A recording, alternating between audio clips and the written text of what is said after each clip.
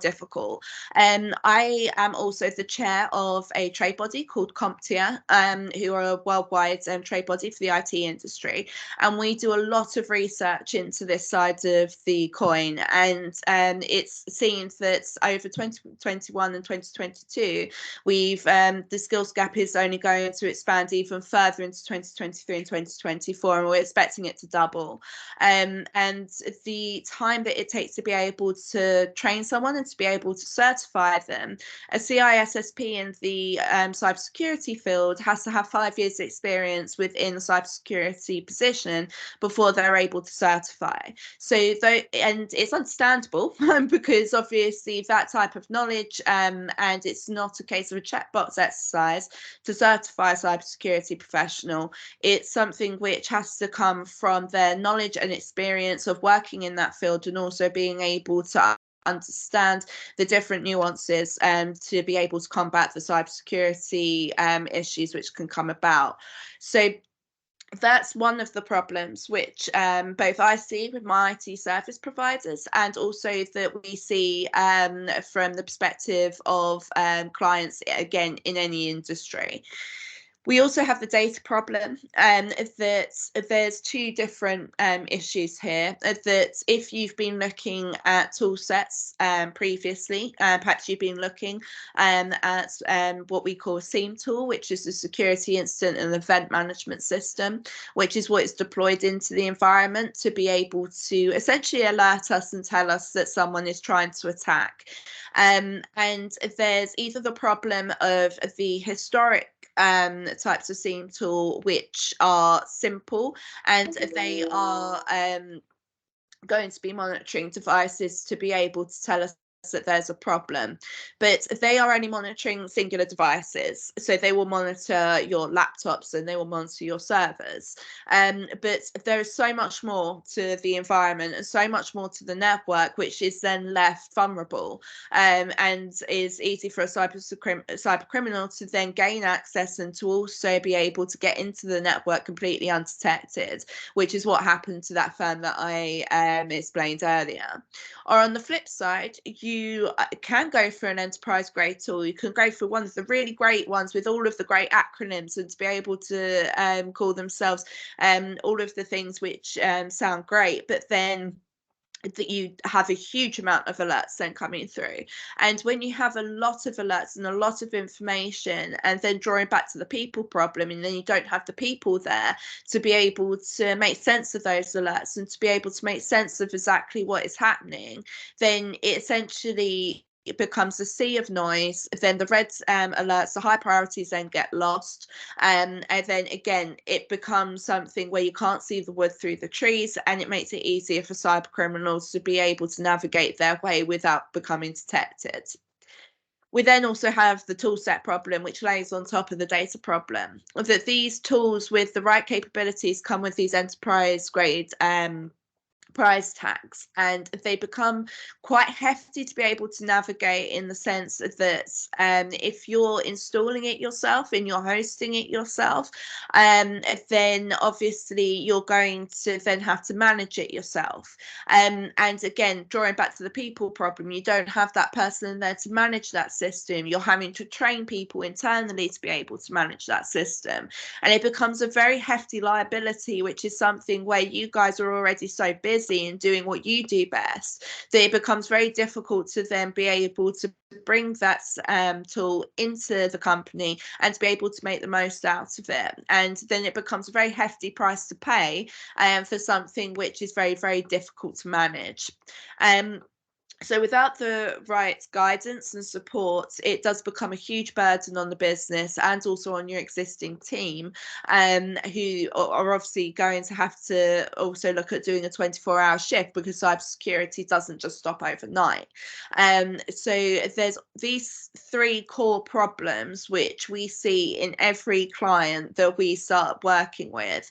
And this is just the reactive part. This is only what happens after the fact.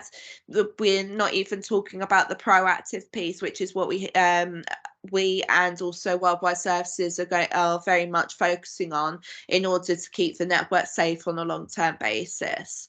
Would you just be able to go to the next slide for me, Mark? So in response to these issues, and also probably to give peace of mind to you guys on the call, and to also look at this, as I said, from a business perspective and also a technical perspective. So obviously there's going to be some of you on the call that perhaps are in more the technical side of things, and there's going to be those on the call that are more in the business side of things, that are wanting to make sure that your business is safe and that you're not having to have sleepless nights thinking, oh God, what's going to happen tomorrow? So there's also the insurance side of things when it comes to cybersecurity. We're seeing around, over the last year, we've had around a 70% increase in our clients who are now being forced to comply with certain checkboxes, to have certain elements of the cybersecurity portfolio installed for their insurance company to still cover them. And that's becoming something which is more and more standard, and again, that's across all industries. Previously we only had pharmaceutical clients that were in that banner, but now we have manufacturers, and manufacturing has become a huge business for cyber criminals due to the nature of the way that it operates and due to the nature of the devices which are in that facility. So insurance companies are now forcing manufacturers to have elements of the portfolio, and it's becoming wider and wider and wider. So what we're now emphasizing to our clients is that you need to be ahead of the game, and that's what we're here to help you to do.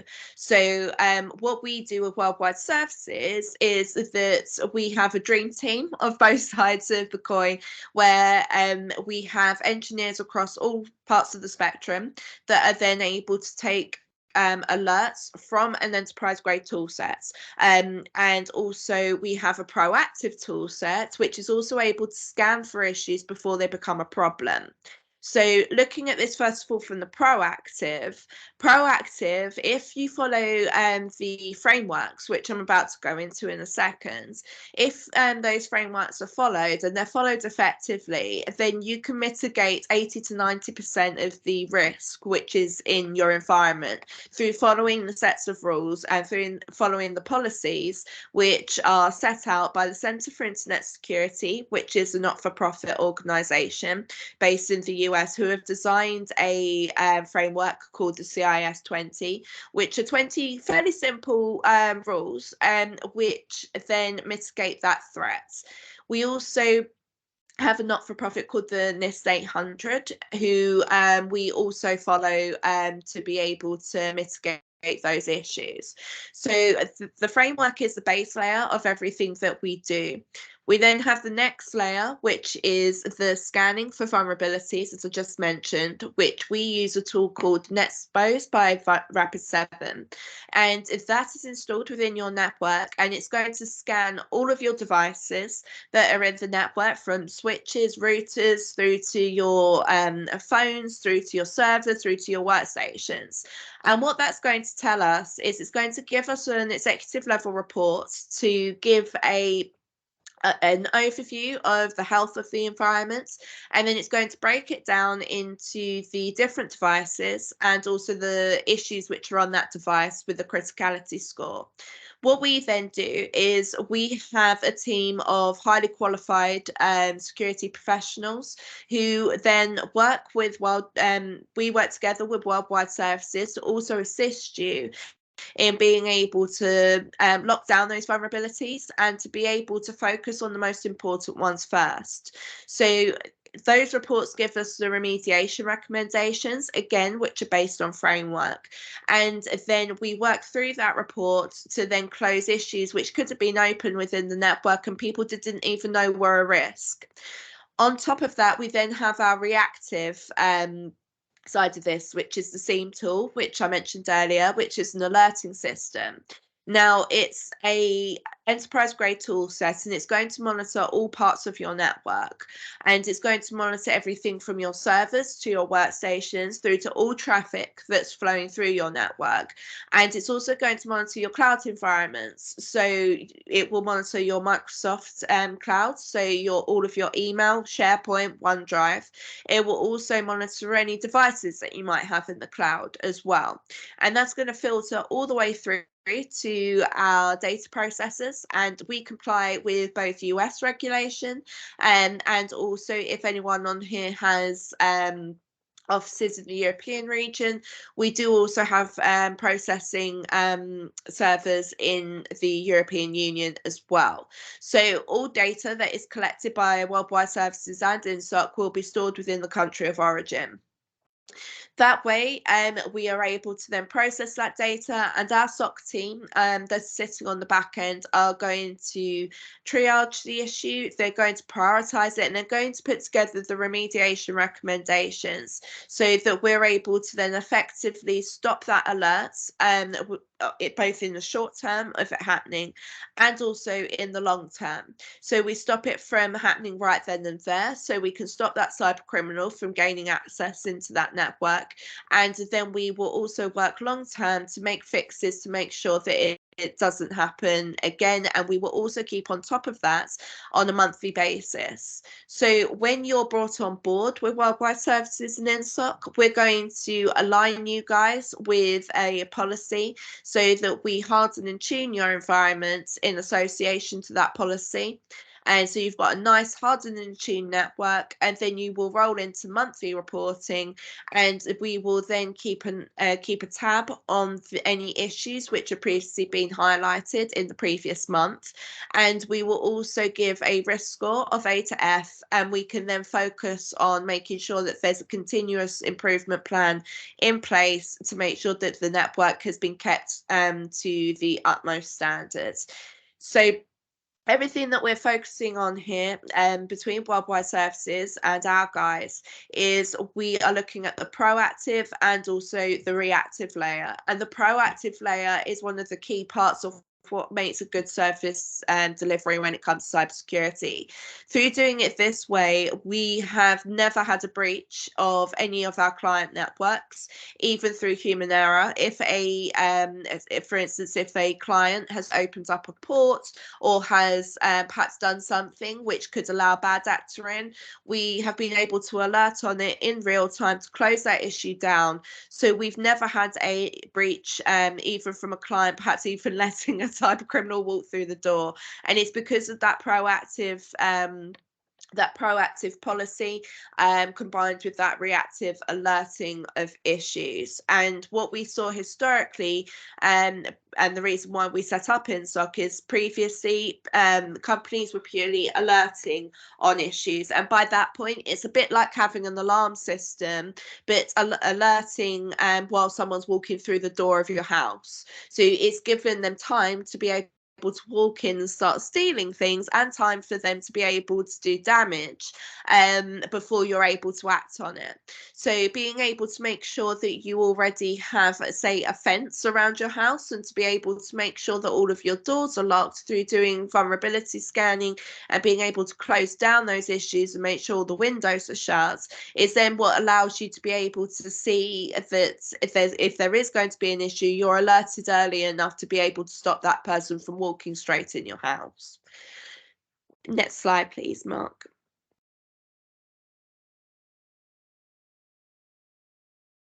So, as I said, this is just a high-level overview of exactly how it works when it comes to the toolset side of things. As I said, we use enterprise-grade toolsets. All toolsets are also certified by the Centre for Internet Security as well.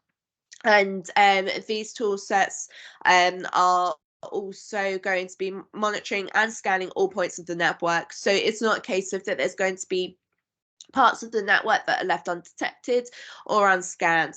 So the SIEM tool is what we call OpenXDR. If anyone's technical on here, they've probably heard this term thrown around quite a lot recently. And all OpenXDR means is that it's monitoring all different points of the network. It isn't just monitoring devices. So It comprises of a hardware appliance which is going to sit within your network. Everything will come to you completely configured, and you don't have to do anything in worrying about plugging things in and hoping that you're going to be able to configure it. Worldwide Services and InStock do that for you. So when it arrives, you'll also have someone that will either guide you to then plug it in, and we would also make sure that we have a certified security professional that is also able to test to make sure that everything's running correctly. We also have virtual sensors which are going to be placed on your servers and also on any roaming workstations. So if you do have laptops within the business which are carrying sensitive data, or perhaps your CEO, CFO laptops, then we will install sensors on those so that we're able to, as soon as they are connected to the internet, they will then start reporting directly to the data processors so that we're able to pick up on anything that's a little bit fishy that might start happening on those laptops if someone tries to gain access. We are also able to monitor for things such as if you have an employee within the business who is perhaps being let go, perhaps, and maybe they're a bit acrimonious about the decision. They decide that they're going to start trying to delete everything out of SharePoint, or if they try to perhaps download everything out of SharePoint. We are and trying to take that data. We are also able to monitor for those types of issues. We can also monitor for issues such as impossible travel distance. So if someone right now is logging in from New Jersey, and then 5 minutes later we get a login attempt from Germany, say, and we will be able to see that that's an impossible travel distance, and we will then be alerted to that. And we can also monitor for new geographies. So if someone has never logged in from, say, Brazil, and if they suddenly there's an attempted login, we will then investigate that. And so if there's someone says, "Oh no, Joe is on holiday in Brazil," then we will be able to make a note of that.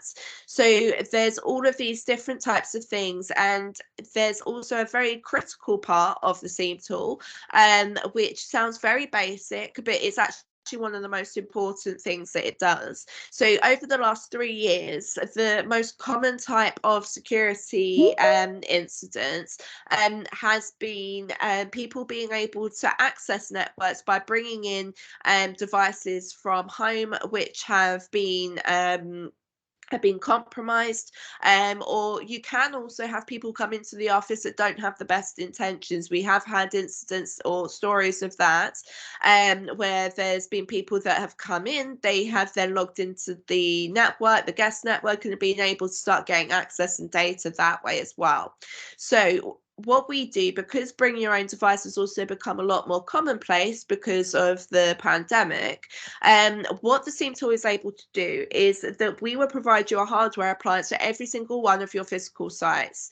When someone comes into the office, and as soon as they connect to that network, the SIEM tool will then alert us that a new device has joined the network, and it will give us the IP. It will also give us exactly what type of device it is, and it will also tell us if it poses any threat to the network. So if it's a vulnerable device, or it has perhaps something going on it which is a little bit worrying, it will alert us straight away. It will alert us in real time, so then we are able to investigate, and then we will be in contact to then be able to discuss with you whether that's an authorized asset or whether that's something that should be deauthorized. If it's authorized, then that's completely fine. We will authorize it within the system. If it's something which needs to be deauthorized, you'll have a member of our SOC team that will be able to walk through with you exactly what needs to happen in order to remove it from the environment, and for us to also perhaps do a scan to check that it hasn't done any damage, and for us to be able to then rectify any of the issues which have occurred. So there's simple things which the tools are able to do that actually historically and also in the channel or in the industry have actually proved to be the biggest issues, and they're the things which we don't think about because they're some of the most simple. One of the other things that the tool is able to do is it's also able to tell us things which are from external feeds. So we have a huge amount of behavior analytics which are built into the system. So the system is built on machine learning and AI. And what it's able to do is it's able to look at the IP addresses of devices or people that are trying to gain access to perhaps to a server or to a network. And if it's a new IP, then it will be something which is then flagged by the system, and it will then be able to look at the previous reputation of that device or that person. So if they have a previous history of perhaps brute force attacking, so trying to get into the network and doing it as many times as they can, or phishing and so forth, it will be able to alert us to exactly what that reputation is. So our SOC team are then able to make the relevant assumptions as to what the next steps of that attacker are likely to be.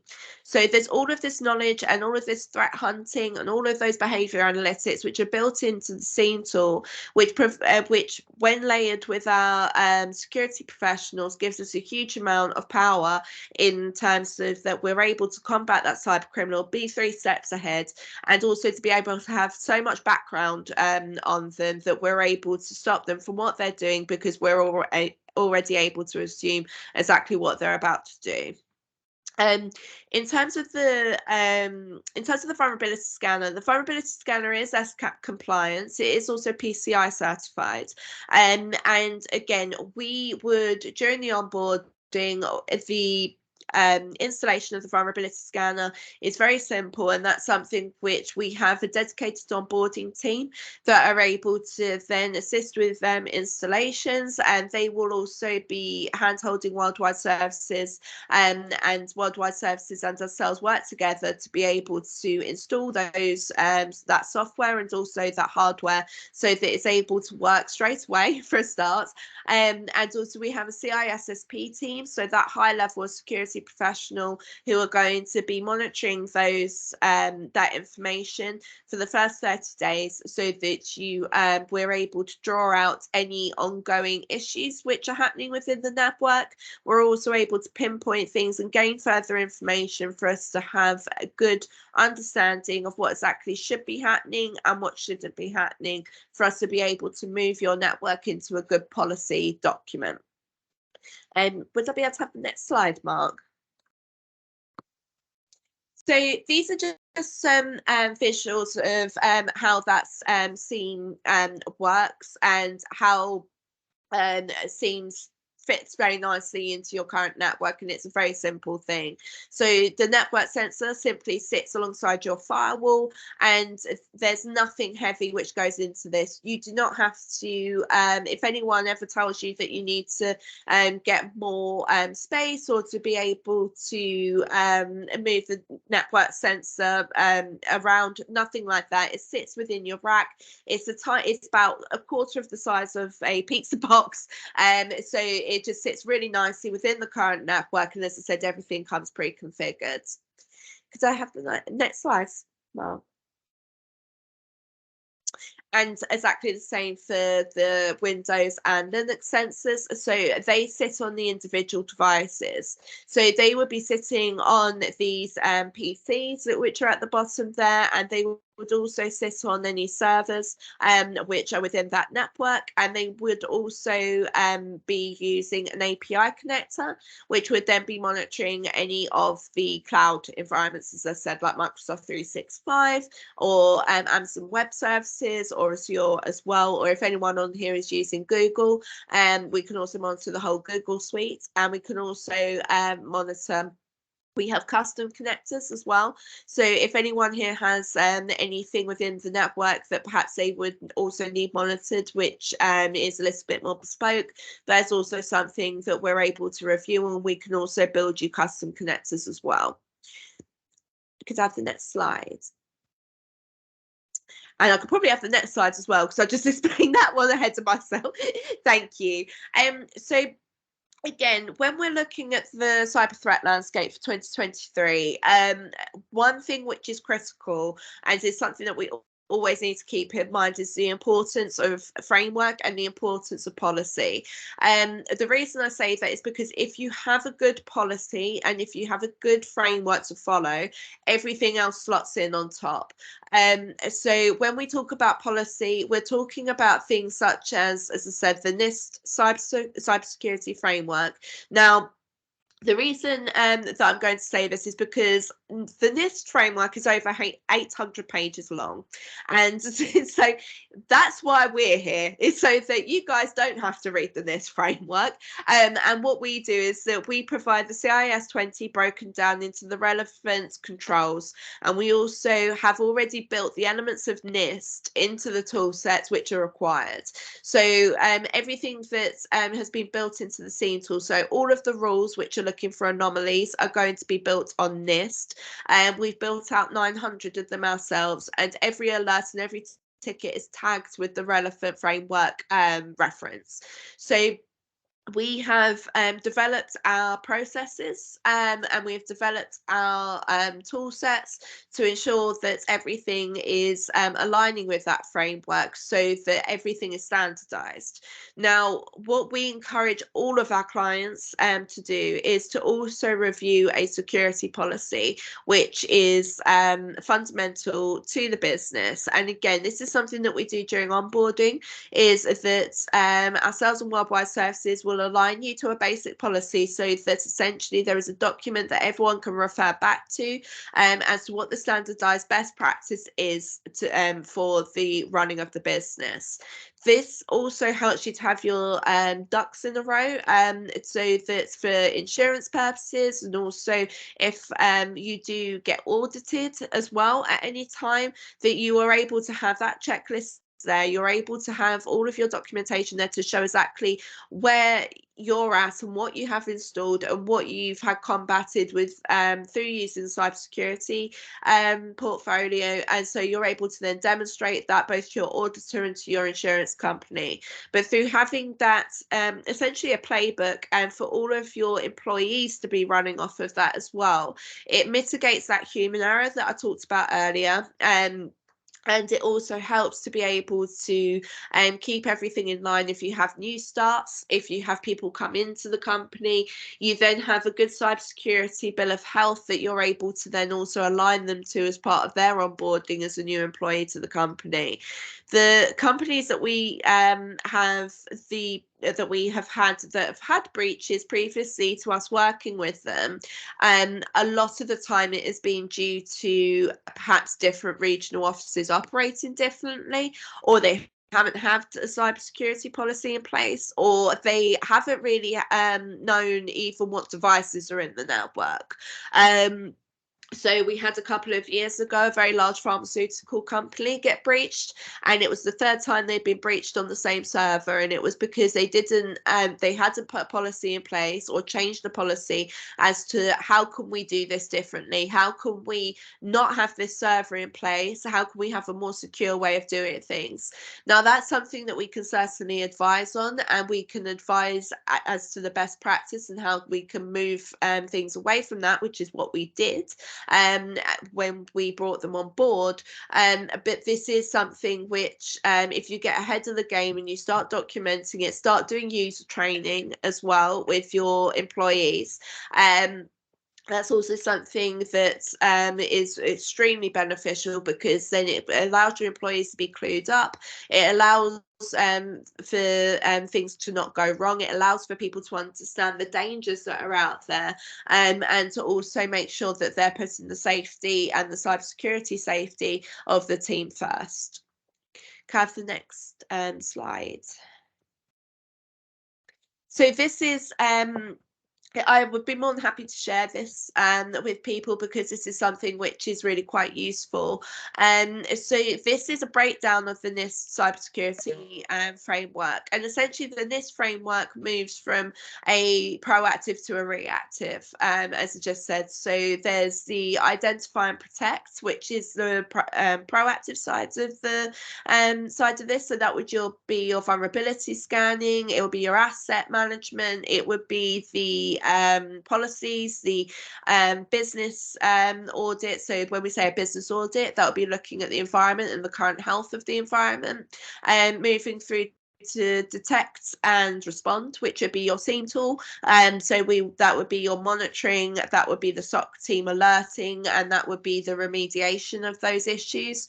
And then you also have recovery. So the other thing that we would be able to put in place with what us along with worldwide services is the recovery planning. So say if there was an attempted brute force attack, or say if someone within team opened up something, perhaps you have a new start and they open up a port, and then we start seeing issues coming through, we would then have a plan in place as to what would then happen. The best way of dealing with anything like that is to make sure that a plan is in place. So this is the team that would be involved to remediate. This is exactly what would happen, and this is the time frame that we're working to. And that is also something that insurance companies look for, is to make sure that you have an instant response plan in place should the worst happen. As I said, through the process that we've had and through the way that we work with our customers, we've never had this happen, but we always make sure that there's a recovery plan in place to ensure that it's also things such as backups, to make sure your backups are running and all of that type of thing. So again, you have a checkbox exercise that you're able to run through to make sure that everything's in place. Should the worst happen, your business is going to keep running. You're not going to have that downtime, which then costs you lots of money, because again, the worst things about the breaches isn't just the loss of money, it's the downtime of 2 to 3 days while the system comes back, or not having the backups, and then you lose up to we've seen customers before they came on with us lose up to 6 months worth of work, 6 months worth of accounts. So it's all of these things which you think, oh yeah, well, I think my backups are running, I think that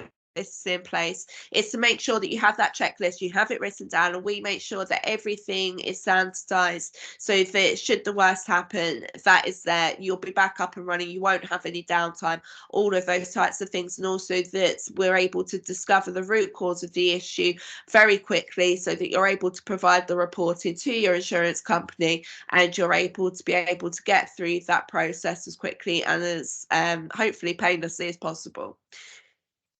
Could I have the next slide, Mark? And again, I'm happy to share this with people as well. So this is the CIS Top 20 Critical Security Controls, and this is the latest version. So this runs from the very high priority, and again, the types of things which are in the very high priority are the things that you wouldn't necessarily think would be in the very high priority.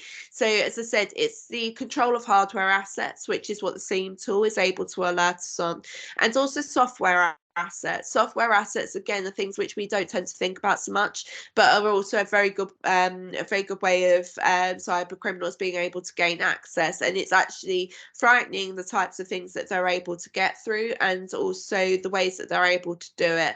We've all seen things in the news where it's stories of old people getting texts with links and they follow it through, or there's text messages saying that if it's a person that they know. But it's not just old people that are out there. They're the things which seem to us very easy to happen, or we think, oh, I would have been able to spot that. But in business, the same types of things are happening, just on a higher scale with huge monetary numbers at risk. So it's very much that we need to look at both the hardware, the software, and also to, as I said, critical security control 3 is the vulnerability management, so that we're scanning for these issues before they become that problem. So then if there is a huge vulnerability, we're able to lock it down, we're able to stop that from being something that's going to be alerted on.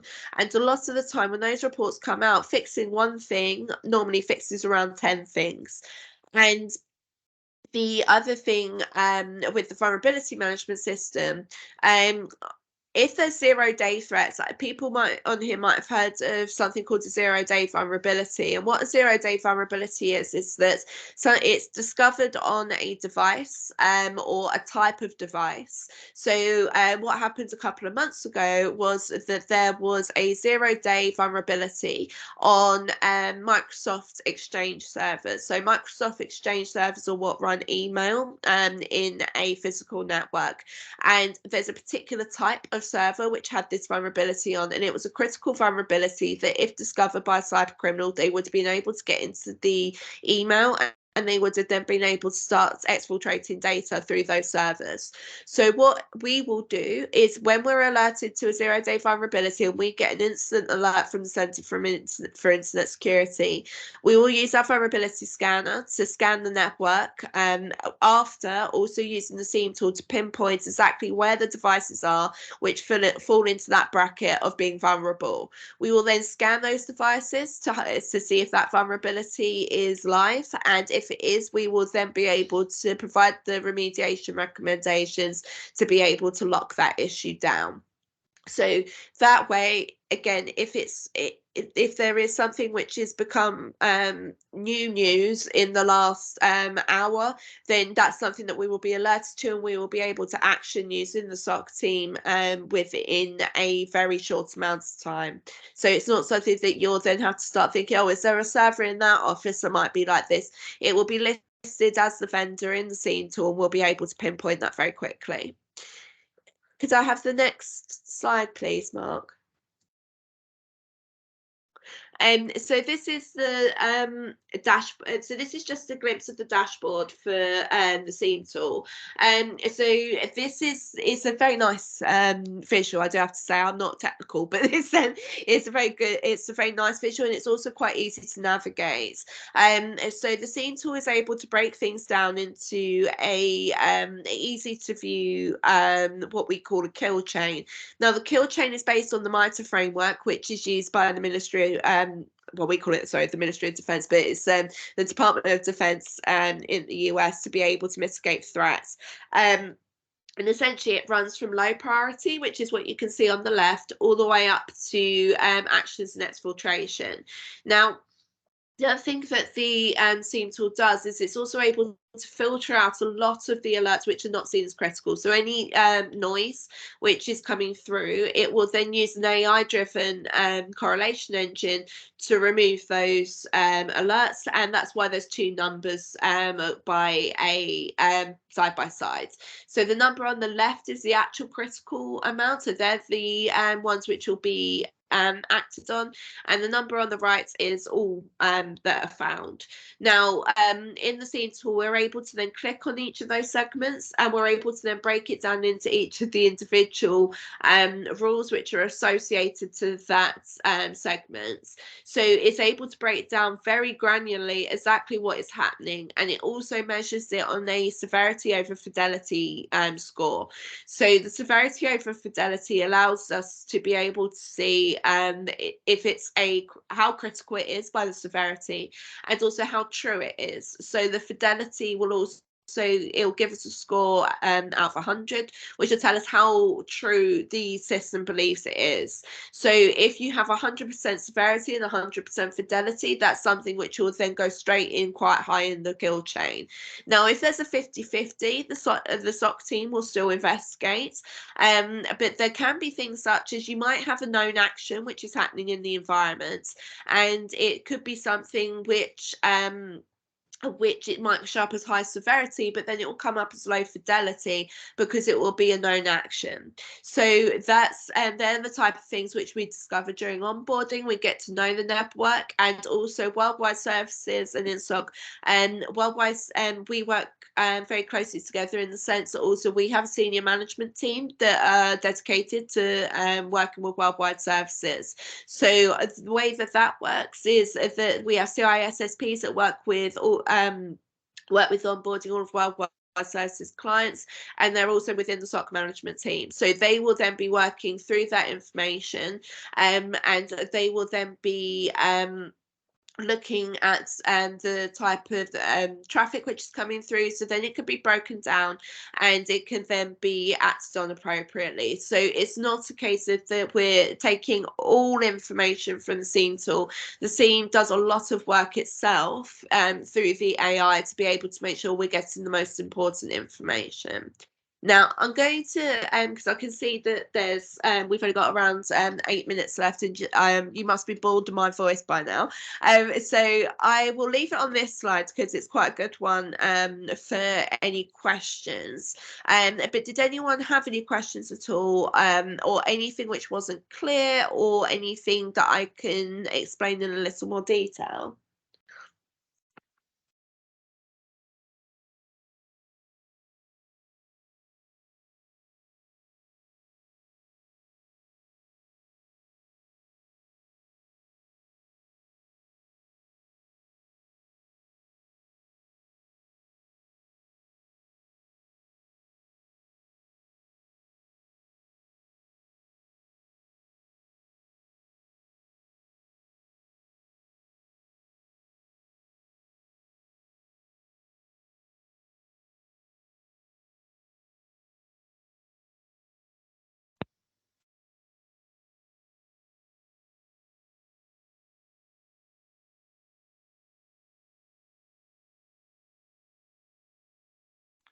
I don't think we have any questions there, Hannah. Okay, no problem. What I can do is guys, if there is anyone on the call that would like any of the diagrams or further information, I'm more than happy to put a pack together so that people can obviously have access to that as well. But I'm more than happy to wrap it up there, and if anyone does have any questions, again, I'm more than happy to answer them following the call, because I know that it's not always nice having to shout out on the webinar either. All right. Appreciate your time today there, Hannah. No, thank you. It's always a pleasure, guys. So thank you so much for having me. All right. Thank you, Thanks, Hannah. everybody. Thank you. Bye.